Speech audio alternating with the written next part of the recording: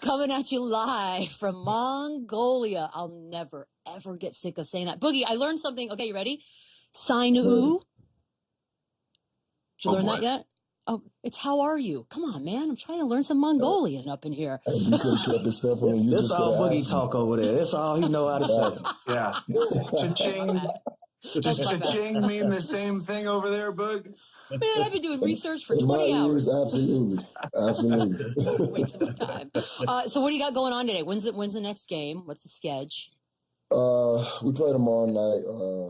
Hopefully we get a chance to close out this first round 4-1. So nice. Looking forward to tomorrow night and moving on to the next round. What time is it there right now?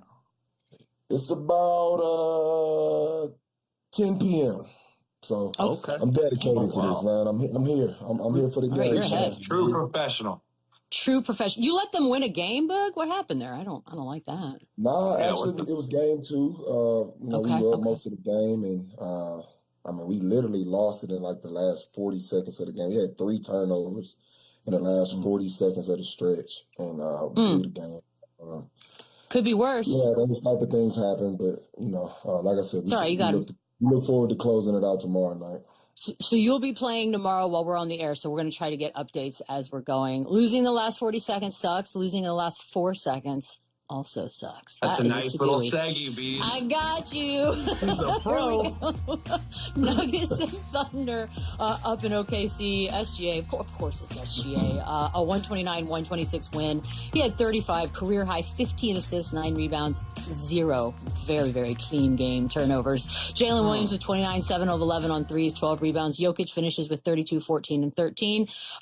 Chandler, your guy Jalen Williams, during the game, you liked the thread. The thread was lit with the Jalen Williams commentary by you, but Cade, Jaylen Brown, even Wemby now, the MVP pushes. But then again, you've got SGA, and I know he's got that 65 games played. That was sort of the lingering, Lou. But then you watch a game like last night, and I feel like we're right back to where we started, SGA for MVP. We are in a what have you done for me lately league. We've always talked about it. This thing changes by the week. And he's put himself back at the top of this conversation. While he was out, we were very excited about Jaylen Brown, Jalen Brunson. We were excited about Cade Cunningham. We were excited about everybody but SGA. And he sent us a nice, loud reminder last night why he's at the top of this conversation and why he's the head of the snake in the NBA. If anybody wants to get a ring, they got to go through OKC and his depth. Austin Rivers said something last night that resonated to me. When he was announcing the game, he said SGA, he finds a way to eat without taking food off of his teammates' plate. And that stood out to me because he's that type of guy.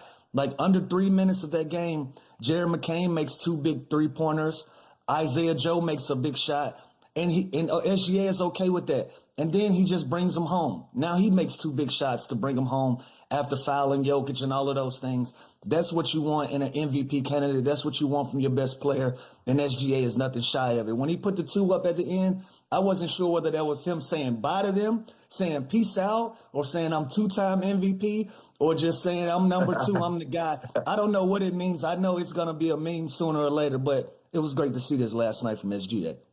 Yeah, which I need to find out what the celebration, all that was, Lou. If we can get on that, I need some information here. But I need answers too, because I'm not sure what kind of gun that was. I don't know if it was a rocket or what. I don't know. He was just. It's like last night I'm watching this dude play, and I completely forgot about the 9 games he just missed. Right, like I just completely. That's just a memory now, and it's just like, oh, now I'm just watching, the MVP and the best player on the best team all season long, and he just constantly reminds you of how good he is. And this guy was he was getting double teamed and triple teamed. They were shutting off gaps. They were running guys at him at half court, and he would just simply beat the double team. He would go before it would get there. He would just drive middle and force a third guy to come help, and it was just truly.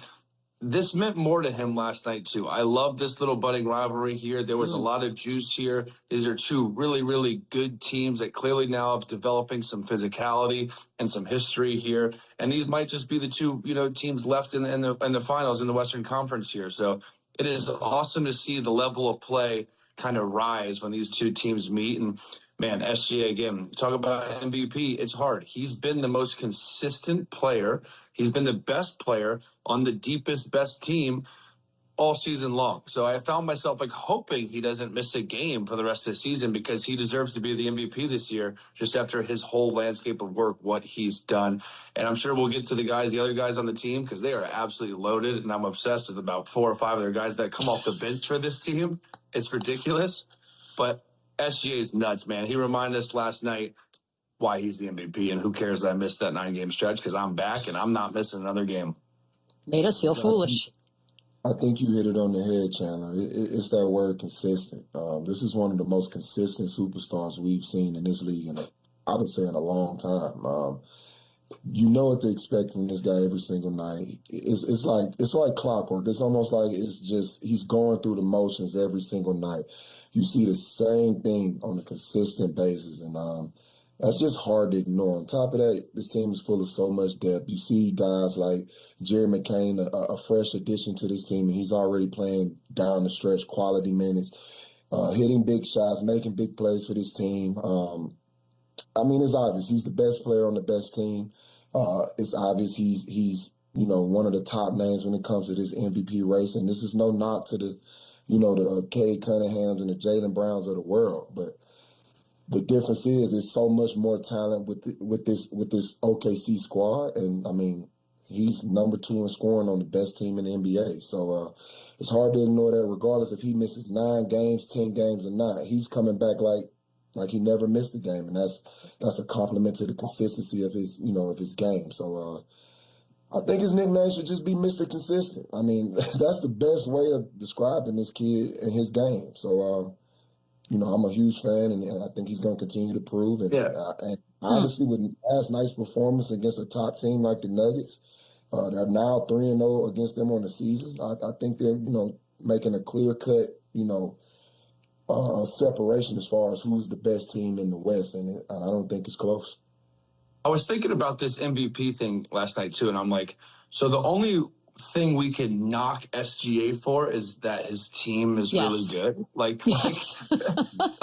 The only negative thing I can find is that Sam Presti is just a monster and finds these guys that has given him the best supporting cast in the NBA. So that's also not necessarily fair. So it depends on how the voting goes in.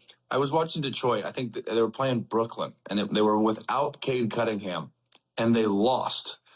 If I'm the Pistons, I can't promote that for why he should be MVP because my team is that bad without him. So I've never seen 2 different scenarios that are so different of a team that's still good with him, but we're going to knock him because of the depth. But then on the flip side of Cade Cunningham, their team is not very good without him, but you can't promote that being that team. You know what I mean? So I found myself really confused last night. We're going to knock this dude because his team is so deep. That's not fair either.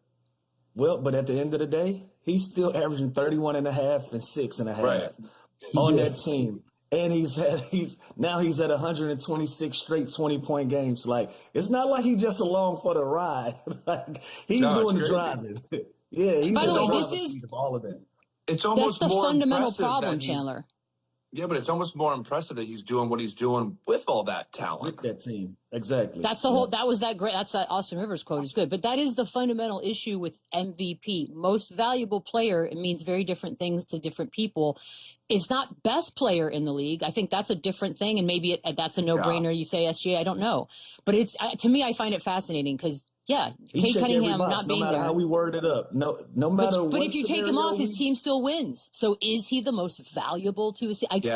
That's the only knock is that their team is still because unreal. They're still a really good team, but are they a championship team? They can be a good team, but are we having this conversation? But the thing is, it's a regular season award. But it's a regular season award. Agreed.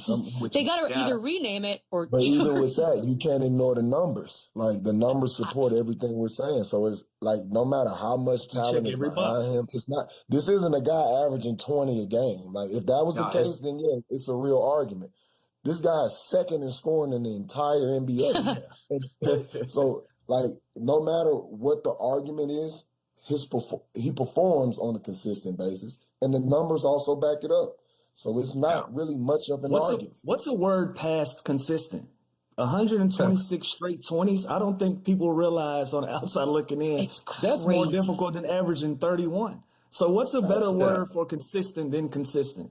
Someone said last night, when you're breaking a record and the dude's picture is in black and white, you're doing something crazy. Like, you're doing something nuts. If the guy you're passing's picture is in black and white, what in the world have you done?